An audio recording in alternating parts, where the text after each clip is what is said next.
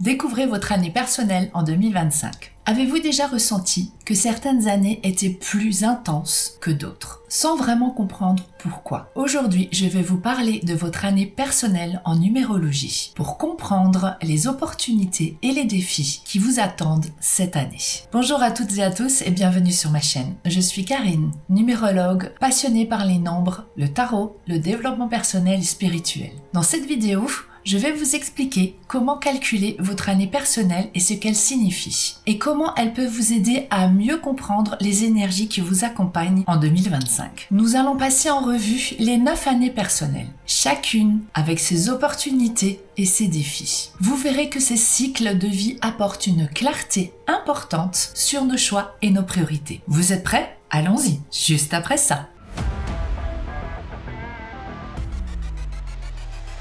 Avant de découvrir les significations de chaque année personnelle, voyons ensemble comment calculer la vôtre. Vous verrez, c'est très simple. Prenez une feuille et un stylo et faisons-le ensemble. Pour cela, il suffit d'additionner le jour, le mois et l'année en cours. Pas votre année de naissance, juste l'année en cours. Prenons un exemple. Une personne née le 12 mars. Nous faisons 12 pour le jour, 3 pour le mois, qui nous donne un total de 15. Ensuite, nous prenons ce résultat, 15, et nous additionnons l'année 2025. Donc, 15 plus 2 plus 0 plus 2 plus 5, qui nous donne un total de 24. Nous réduisons encore une fois à un chiffre, donc nous faisons 24. 2 plus 4 égale 6. Cette personne qui est née le 12 mars est donc en année personnelle 6 en 2025. Petit point de clarification de la date. En numérologie, certaines personnes préfèrent calculer leur année personnelle en partant de leur date d'anniversaire à la suivante. De mon côté, j'ai choisi une approche différente. Je vais vous expliquer pourquoi. Pour moi, l'année personnelle s'étend du 1er janvier au 31 décembre et correspond à l'année civile. Pourquoi ce choix? Parce que la numérologie se base avant tout sur les nombres. Et ces nombres sont directement liés à des éléments fixes comme votre date de naissance et l'année en cours. Contrairement à l'astrologie, qui fonctionne selon les cycles solaires et la révolution du soleil autour de notre thème astral, la numérologie s'appuie sur une structure logique et numérique. Après avoir réalisé de nombreux thèmes de naissance en numérologie, je constate que cette approche fonctionne parfaitement, autant pour moi-même que pour les personnes que j'accompagne. Les vibrations de chaque année s'alignent avec cette période calendaire et cela offre une cohérence que je trouve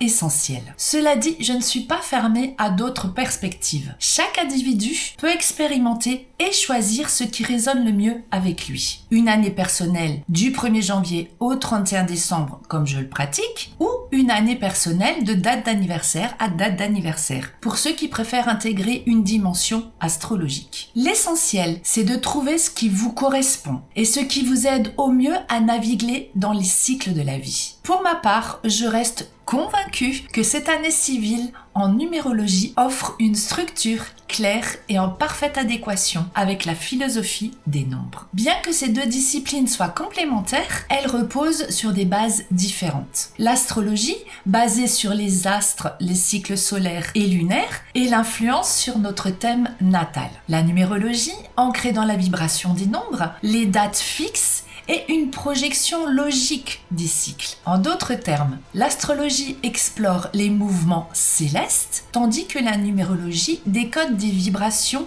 chiffrées de votre vie. L'un n'exclut pas l'autre, bien au contraire. L'astrologie et la numérologie sont complémentaires, mais il est important de ne pas tout mélanger. En résumé, je privilégie l'approche du 1er janvier au 31 décembre, car elle reflète mieux l'essence des nombres et leur lien avec les cycles annuels fixes. Toutefois, chacun est libre d'expérimenter ce qui lui convient le mieux, car en numérologie, comme dans la vie, c'est l'alignement avec soi-même qui importe avant tout.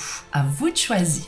Maintenant que vous avez calculé votre année personnelle, découvrons ensemble ce que cela signifie pour vous. Chaque année personnelle porte une vibration unique, une énergie particulière qui influence nos choix, nos opportunités et nos défis. Commençons par l'année personnelle 1, celle du renouveau et des nouveaux départs. Le nombre 1, lié au battleur dans le tarot de Marseille, évoque le renouveau et l'impulsion initiale. Comme le battleur, cette année vous invite à explorer vos talents et à poser les bases de nouveaux projets. En numérologie, l'année personnelle 1 marque un nouveau départ dans notre cycle de 9 ans. Elle incarne une période de renouveau, de créativité et d'affirmation personnelle. C'est une année clé pour poser les bases d'un avenir prometteur, que ce soit sur le plan professionnel, personnel ou relationnel. Imaginez que l'année qui débute soit une grande porte qui s'ouvre, vous invitant à prendre un nouveau départ, à poser les premières pierres d'un avenir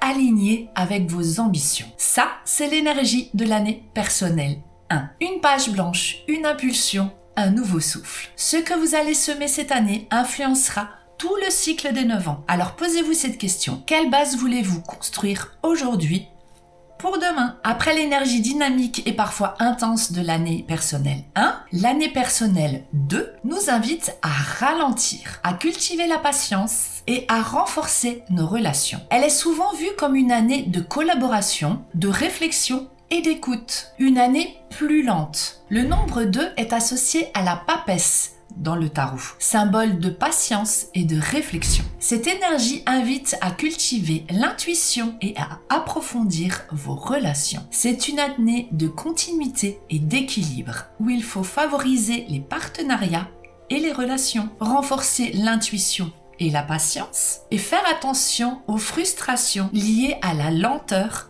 ou au conflit. Ensuite, l'année personnelle 3. L'année personnelle 3 est souvent considérée comme une année de renaissance, une invitation à explorer notre expression personnelle et à reconnecter avec notre enfant intérieur. Le nombre 3 trouve son écho dans l'impératrice, archétype de la créativité et de l'expression. Cette année favorise l'épanouissement et les projets artistique. C'est le moment de libérer vos idées, d'exprimer vos talents et d'explorer votre créativité, que ce soit à travers les arts, l'écriture ou même simplement dans vos interactions quotidiennes. C'est une énergie yang tournée vers la convivialité. Avant d'explorer l'énergie de l'année personnelle 4, je vous rappelle pour info que je propose une lecture complète de votre thème de naissance en numérologie à un tarif spécial jusqu'au 19 janvier 2025 inclus. C'est l'occasion de découvrir vos forces, vos défis et comment vivre cette année avec plus de clarté. Vous aurez votre plan de vie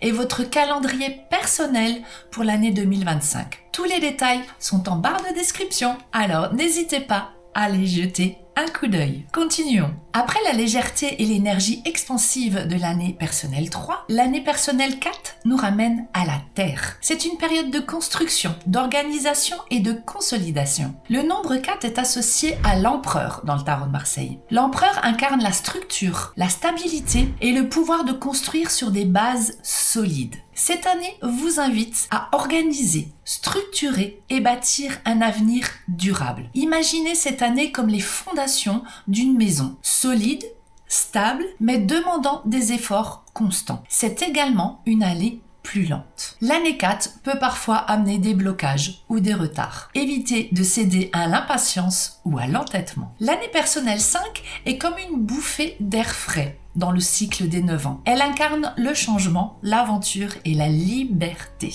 C'est une période où tout semble possible, mais il faut aussi faire preuve de discernement. Le nombre 5 trouve son écho dans la carte du pape, l'arcane majeur qui symbolise la transmission, l'ouverture aux autres et la liberté guidée par la sagesse. Cette année favorise le mouvement, les rencontres et l'exploration tout en restant aligné avec vos valeurs. C'est une année également où il est très important de prendre soin de son corps et de votre santé.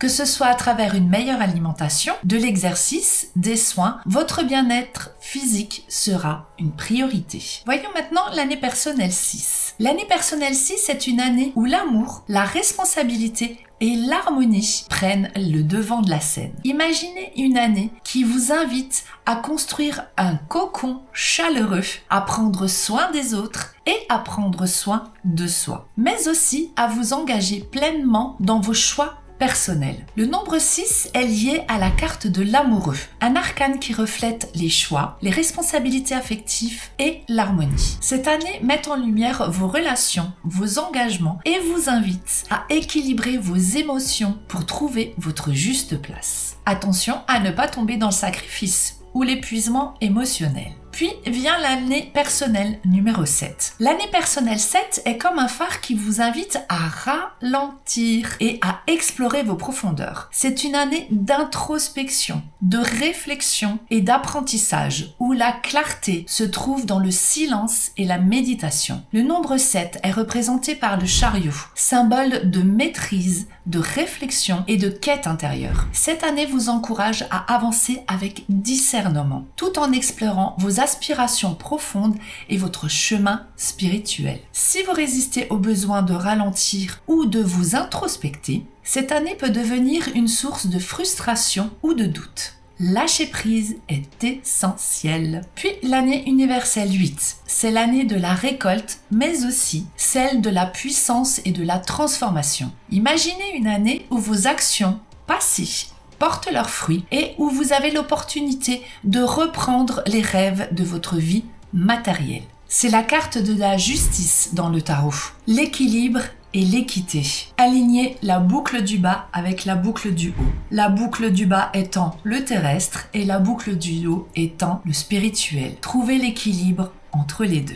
Enfin, vient l'année personnelle 9. L'année personnelle 9 est comme la dernière page d'un chapitre, celle où l'on regarde en arrière pour comprendre son histoire et préparer ce qui vient ensuite. C'est une année d'émotion, de bilan, de renouveau intérieur. C'est la carte de l'ermite dans le tarot.